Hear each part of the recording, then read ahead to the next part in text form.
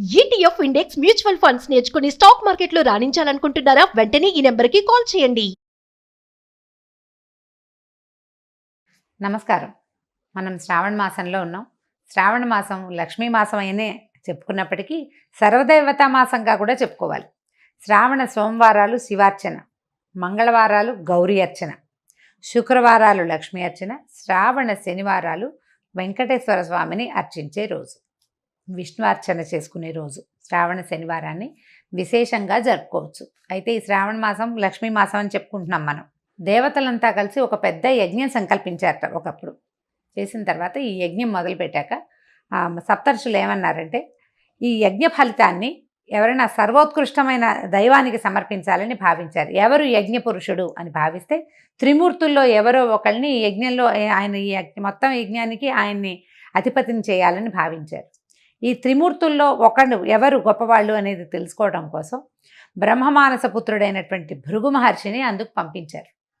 అయితే భృగువు ముందు బ్రహ్మలోకానికి వెళ్తే తండ్రిని ఎంత పిలిచినా ఆయన పలకలేదట. ఆయన సృష్టి క్రమంలో ఆయన హడావిడిలో ఆయన ఉన్నాడనమాట. సృష్టి చేసే పనిలో సరస్వతీదేవి వీణ వాయిస్తుంది. ఆయన వీణానాదం వింటూ తన బొమ్మలు చేసుకునే పనిలో మునిగిపోయాడు.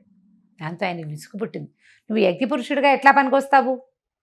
పనికిరావు, నీకు అసలు దేవతార్చనే ఉండదు, అర్చనే ఉండదని స్వయంగా తండ్రినే శపించాడు భృగువు. ఆ తర్వాత ఆయన కైలాసానికి వెళ్ళాడు. కైలాసంలో శివపార్వతులు ఇద్దరు ఆయన తాండవము ఆమె లాస్యంలో మునిగి వాళ్ళిద్దరూ ఆనంద నృత్యం చేసుకుంటున్నారు. భృగువు ఎంత పిలిచినా వాళ్ళు పలకల. దాంతో ఆయనకి ఇట్లా లోలత్వంతో ప్రవర్తిస్తున్నావు కాబట్టి కేవలం లింగ రూప ఆరాధనే ఉంటుంది, నీకు సాకార రూప ఆరాధన ఉండదని పరమేశ్వరుని కూడా శపించాడు. ఈయన ఒక మహర్షి, ఈయనకి శపించాలన్న ఉద్దేశం కలిగింది. అట్లా అక్కడి నుంచి మూడో వ్యక్తి అయినటువంటి శ్రీ మహావిష్ణువుని పరిశీలించడం కోసం, ఆయన యొక్క పరిస్థితి ఏమిటో చూడడం కోసం భృగు మహర్షి వైకుంఠానికి వెళ్ళారు. వెళ్ళేసరికల్లా విష్ణువు లక్ష్మీదేవి వాళ్ళ ఆనందంలో వాళ్ళు ఉన్నారు. ఆయన నిద్రలో ఉన్నాడు. నిద్రావస్థలో ఆమె పాదాలు ఒత్తుతూ మైమరపడుతోటి ఆవిడ ఉండేసరికల్లా ఆయన ఎంత పిలిచినా పలకట్లేదని కోపంతో మహావిష్ణువుని గుండెల మీద కాలుతోటి తన్నాడు.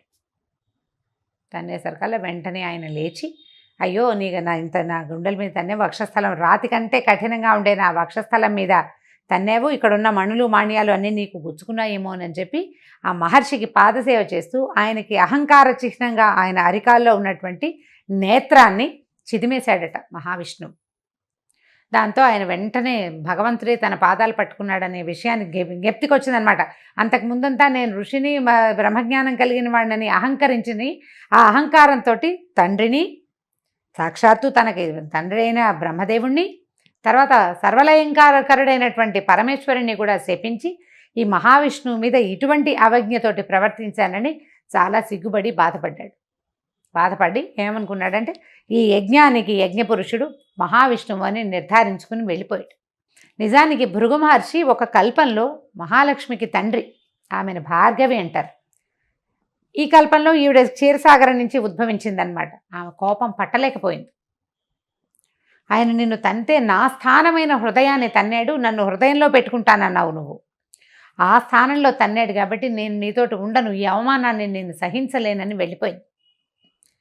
పిల్లలు ఆయన మన కుమారుని వంటి వాడు శిశువు, మన శిశువు తంతే మనం కోపం తెచ్చుకుంటామా అని విష్ణువు బతిమలాడినా ఆవిడ ఒప్పుకోలేదు. నా శిశువైనా సరే నన్ను తనడానికి వీలు లేదని కోపగించుకుని వెళ్ళిపోయింది. ఆ వెళ్ళిపోయిన ఆవిడ భూమి మీద చేరి కొల్హాపూర్లో తపస్సు చేసుకుంటూ ఉండిపోయింది. ఈ లక్ష్మీదేవి వెళ్ళిపోయేసరికల్లా వైకుంఠం శూన్యమైపోయి మహావిష్ణువు ఆమె కోసం అని వెతుకుతూ భూలోకానికి వచ్చేసాడని, ఆ వచ్చేసిన భగవంతుడు మన అదృష్టం కొద్దీ మన తిరుమల కొండలలోనే ఉండిపోయాడు. భూమి చేసుకున్న అదృష్టం, భారతీయులు చేసుకున్న అదృష్టం, అందులోనూ తెలుగువారి అదృష్టం ఏంటంటే మహావిష్ణువు మన ప్రాంతానికి రావడం. ఆయన తిరుమల కొండల్లో ఉండగా ఆయన ఆకలి దప్పులతోటి అలమటిస్తున్నాడని, లక్ష్మీ మీద విరహంతో బాధపడుతున్నాడని తెలుసుకున్నటువంటి దేవాది దేవతలంతా కలిసి ఒక గోవుని గోవత్సాన్ని సృష్టించి ఆ ప్రాంతానికి పంపించారు. ఆ కాలంలో రాజుగా ఉన్న ఒక చోళ రాజు రాజ్యం చేస్తూ ఉన్నాడు ఈ ప్రాంతానికి. లక్ష్మీదేవే స్వయంగా నాథుడు బాధపడుతున్నాడని ఈ ఆవుని దూడని తీసుకొచ్చి రాజుకు అప్పచెప్పింది. ఈ ఆవు దూడ చాలా సర్వలక్షణ సంపన్నంగా ఉన్నాయి, కానీ రోజు ఆ గుట్ట మీదకి ఎక్కి ఆ గుట్ట మీద ఉన్నటువంటి పుట్టలోకి పాలు జారవిడిచి వచ్చేసేది ఆవు. కొన్నాళ్ళకి తెలుసుకుని ఆవు ఇట్లా పుట్టలోకి పాలు విడుస్తుందని దానివల్లే దూడ కూడా పాలు చాలటం లేదని తెలుసుకున్నటువంటి ఇక పశువుల కాపరి ఆ ఆవు ఎక్కడికి వెళ్తుందో గమనించి ఆ ఆవులోంచి ఆవును కొట్టబోయాడు. ఆ పుట్టలోంచి పైకి వచ్చినటువంటి మహాపురుషుడిని చూసేసరికల్లా హతమారిపోయాడు. చోళరాజును కూడా భగవంతుడు శపించాడు, కళ్ళు పోతాయి నీకు, నీ ప్రాంతంలో ఇలాంటి పని జరిగింది కాబట్టి. అయితే అప్పుడు కొంచెం దెబ్బ కూడా తగిలింది మహావిష్ణువుకి. ఆ తర్వాత ఆయన తిరుమల కొండల మీదే వెంకటాద్రి మీదే వకుళమాత ఆశ్రమానికి చేరాడు. లక్ష్మీదేవి యొక్క అంశ పద్మావతీదేవిగా ఆకాశరాజుకి దొరికింది. భూమిని తన్నుతుంటే దువ్వుతూ ఉండగా, అంటే నాగేటి చాలలో సీతాదేవి ఎలా దొరికిందో అదేవిధంగా పద్మావతీదేవి కూడా ఆకాశరాజుకి నాగేటి చాలలో దొరికింది. ఆ ఆడ శిశువుని పెంచుకున్నారు వాళ్ళు. ఆమెకు పద్మావతి అని పేరు పెట్టారు. ఈ తర్వాత కాలంలో ఈ వెంకటేశ్వర స్వామి మన మహావిష్ణువు కొండల మీదకి వెళ్ళటంతో శ్రీనివాసుడు అనే పేరుతోటి అక్కడ ఉండటం మొదలుపెట్టాడు వకుళమాత ఆశ్రమాల్లో.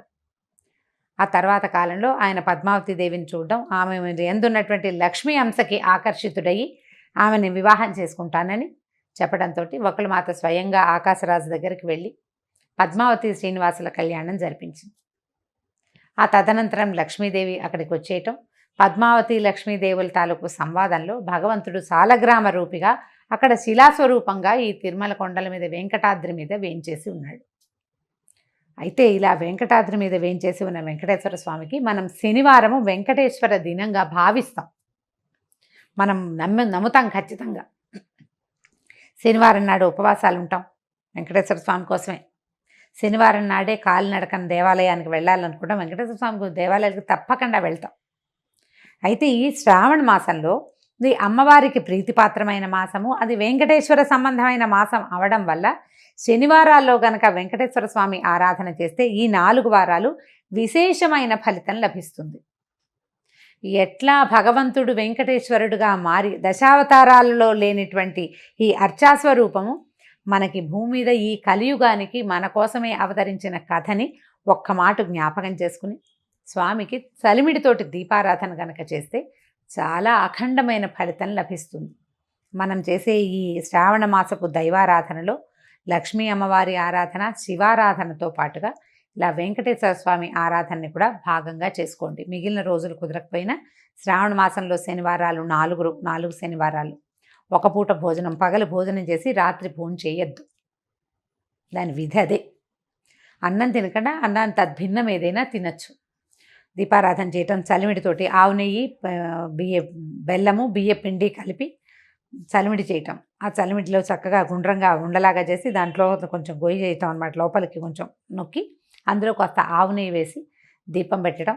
ఈ దీపారాధనతోనే స్వామికి ప్రసాదంగాను దీపంగాను సమర్పిస్తామన్నమాట. దీపారాధన అయిన తర్వాత ఆ చలిమిడిని ప్రసాదంగా స్వీకరించడం. పగలు భోజనం చేయొచ్చు, రాత్రిపూట భోజనం చేయకూడదు. ఈ 4 శనివారాలు ఇలా చేయటం వల్ల శ్రావణ మాసంలో మనకి అమ్మవారి కరుణతో పాటు అయ్యవారి తాలూకు కృపాకటాక్షాలకు కూడా మనం పాత్రలు అవుతాం. 4 వారాలు ఉన్నాయి. తొలి వారం కుదిరినా కుదరకపోయినా తర్వాత వారాలైనా చేసుకోవచ్చు. కుదిరిన వారు తప్పకుండా ఈ కథని స్మరించటము, ఇది చేసుకోవటము. అంత పెద్ద చలిమిడి పెట్టకపోయినా చిన్నగా కొద్దిగా చలిమిడి చేసి కూడా దీపారాధన చేసుకోవచ్చు. దీపారాధన చేయటం, వెంకటేశ్వర స్వామికి సంబంధించినటువంటి స్తోత్ర పాఠాలు ఏవైనా చదువుకోవటం, ఆయనతో పాటు లక్ష్మీ అమ్మవారి స్తోత్రం కూడా ఒకటి చదవటం. దీపారాధన చేసాం కాబట్టి ముందు తర్వాత ప్రసాదం, నైవేద్యం, వడపప్పు, పానకము, అరటిపళ్ళు, మీ ఓపిక. పాయసం చేస్తాం, పొంగల్ చేస్తాం అంటే అన్నీ కూడా చేసుకోవచ్చు. అవేవి చేయకపోయినా 2 అరటిపళ్ళతోటి కూడా మనం నైవేద్యాన్ని పూర్తి చేసుకోవచ్చు. పగలు భోజనం చేసి రాత్రి ఉపవాసం ఉంటే మర్నాడు పొద్దున్న మామూలుగా భోజనమే చేసేయచ్చు. దానికి ఇంకా నియమం ఏమీ లేదు. ఈ ఆలోచన చేయండి. కుదిరితే ఒక్క శనివారమైనా చలిమిడి దీపారాధన చేయండి. అది ఇంటికి మంచిదని, చలవని చెప్పబడుతోంది. నమస్కారం.